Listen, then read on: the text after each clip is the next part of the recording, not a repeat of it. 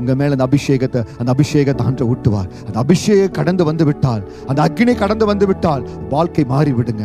வாழ்க்கை மாறிவிடும். இயேசுவை பின்பற்றுதல ஒரு தாகம் இருக்கணும், ஒரு ஏக்கம் இருக்கணும். இப்படிப்பட்ட ஆண்டவரை பின்பற்றுவதற்கு நீங்க கொடுத்து வச்சிருக்கணும். ஆண்டவரே, ஏக்கத்தோடு தாகத்தோடு உங்களை பின்பற்றுகிற, அதுதான் சவுல் பவுலாய் மாறின பிறகு பவுலுடைய வாழ்க்கையில ஒரு பெரிய தாக்கத்தை ஏற்படுத்தினது. இந்த மெய் தெய்வத்தை அறியாம இருந்தேன், தெரிந்து கொண்ட மாத்திரத்தில் சொல்லுகிறார், உங்க சித்த என்ன ஆண்டவரே, நான் என்ன செய்ய சித்தமாய் இருக்கிறீர். அந்த நொடி பொழுதிலிருந்து தன்னுடைய ஜீவன் போகிற வரை பவுல் தாகத்தோடு இருந்தார்.